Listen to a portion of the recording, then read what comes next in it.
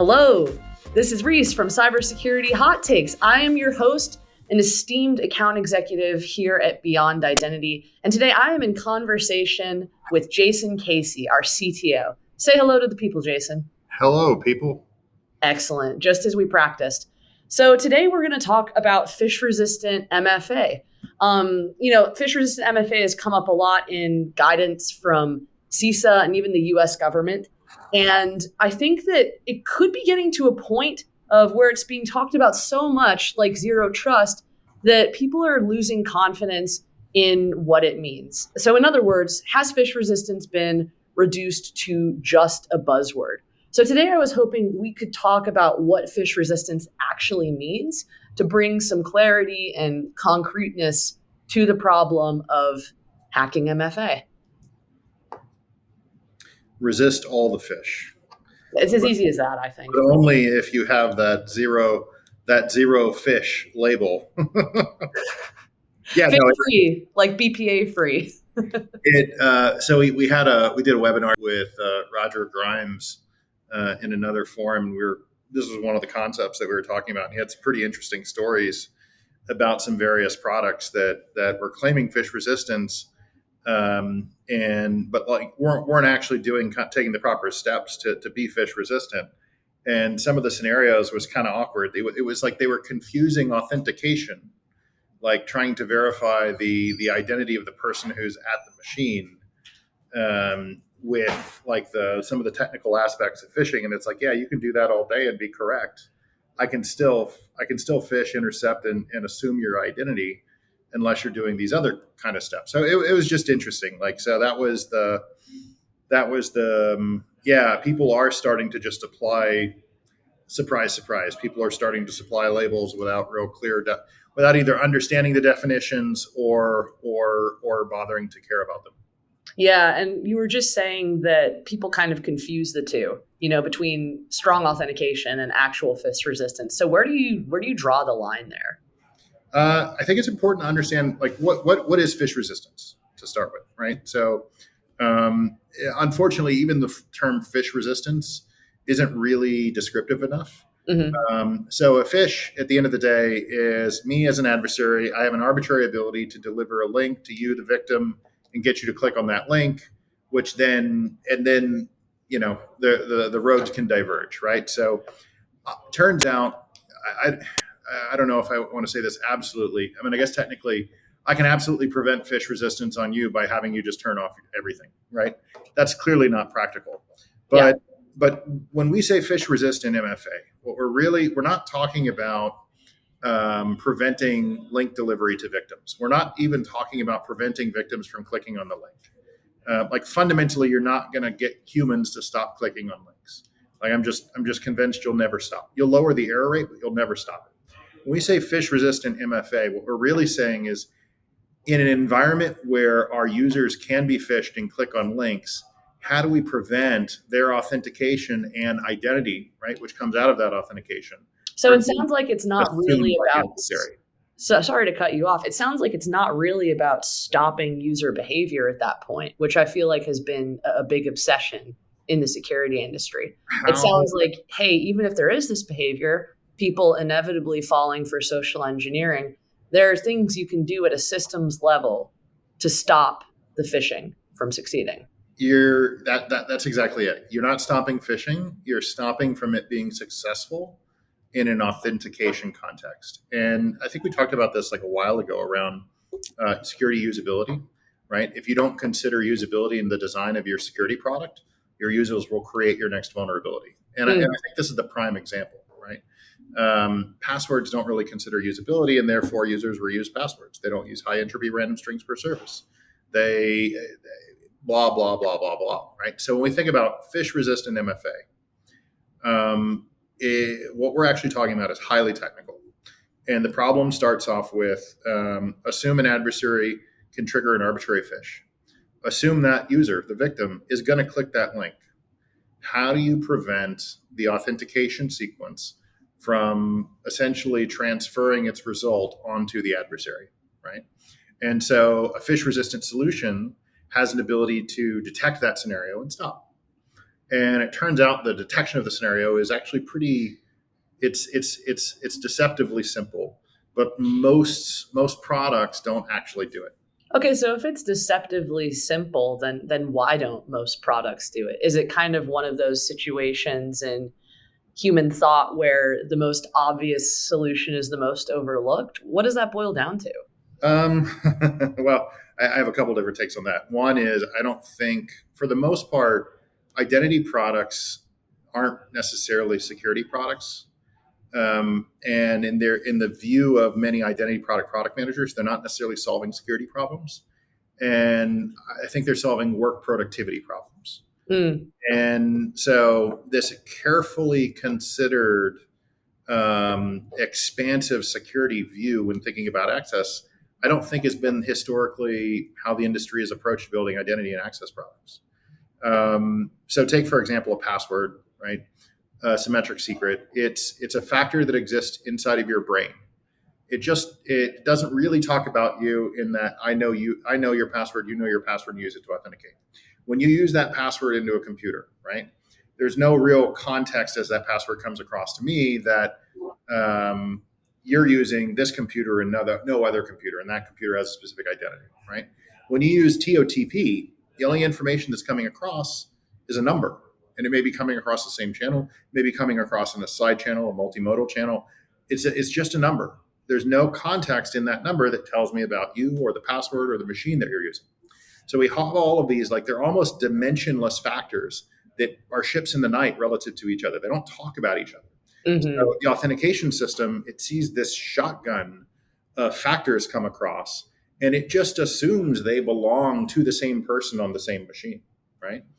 And when we actually start getting into Phish-resistant techniques in actual Phish-resistant products or solutions, in every case, there's a focus on actually building out that dimensionality, where every factor actually can kind of relate to the other factor in a concrete way that's kind of cryptographically linked. And the device identity is kind of also brought into the mix.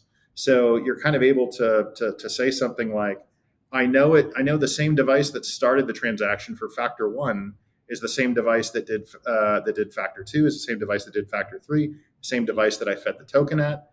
I know I have a way for the client on the other end of the exchange to know that they're actually talking directly to the service that's issuing the challenge and not an intermediary. So like when I say deceptively simple, these are the things I mean. Like it's when you see what the solution is, right? I just need the client authenticator needs to be software. It needs to mechanically verify the origin of the challenge. And it needs to make sure that the origin of the challenge is in some way recognized to the key, right? So when we think about a certificate, we issue a certificate. Certificate has a subject, right? You would be the subject of your certificate. There's an issuer. The issuer would be like beyondidentity.com. And then there's an audience. The audience is a list of domains that when it sees the signature on a challenge, those domains would basically accept that as you. Essentially, they've decided to trust Beyond Identity as the issuer. So origin verification, honestly, really just boils down to the client authenticator shouldn't sign anything on a key embedded in a certificate outside of a challenge coming from a domain of the audience, from the audience list in that certificate. Right. So I'm hearing two things. I'm hearing device verification at authentication and also origin verification. Those are the two pieces of phishing resistance, or part of it? It's. I get you're trying to boil it up. It's not exactly. You're close, but you're not exactly right. So ultimately, we don't really care about the device identity. The device could be anonymous. We care that it's the same device, right? So one of the hallmarks or that the device isn't remote, because a lot of phishing attacks are executed remotely. Well, in all of these scenarios, we're talking about remote devices, right? Okay. For me to be more clear, when you authenticate, when any device authenticates, it's not one transaction. It's a series of transactions.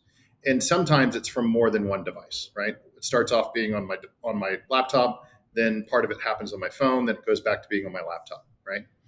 At a high level, the service that's authenticating you, right? It wants to know that is the key they're using valid? Is the factor that they're using valid? Are the factors actually related to each other? And in an ideal world, every transaction needs to either come from your phone and or your laptop. And I don't really need to know that it's your laptop. I need to know that the transactions 2, 3, and 4 came from the same device that transaction 1 came from. And so like that ends up being the problem. How do you actually solve that? And you can write software to try and solve it, but then we're getting to the space of like, trust me, I'm a good dev, I'm a good coder, right? You can look at my code; it does exactly what I say.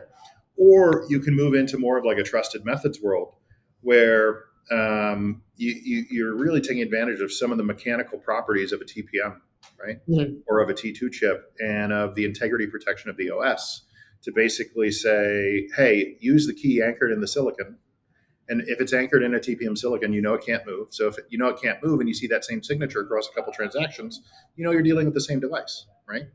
If you see the certificate for that signature, and the certificate in it has this thing called an EK that you can tie back to a TPM manufacturer, then you've established its root of trust to an OEM, right? If that certificate also has a list of has an audience list, right? Essentially, the list of domains who will ask you to present this key, then you, as a client, now have a mechanized way of knowing who not to present your key to. And technically, you're not presenting your key; you're using it. You're proving you have your key. But still, right? Like there are these confused deputy style attacks where they can't steal your key, but if someone gets in the middle, they convince you to sign a thing, and then they turn around and take that thing and present it as theirs. Like we don't want that to happen either, right? That's another scenario of man in the middle. And so that's really where you have to understand. You have to be able to bind the channel itself, right? So when I create a TLS connection to a device, there's always a server certificate that's bound to a server name. Is that server name in my audience list? If it's not, maybe let's not sign this, right? Just a thought. So we've talked about what phish resistance is. What isn't phish resistant that some people might actually think is phish resistant? Okay, phish resistance does not stop people from clicking on links. Phish resistance does not stop people from getting phishing emails, text messages, and whatnot.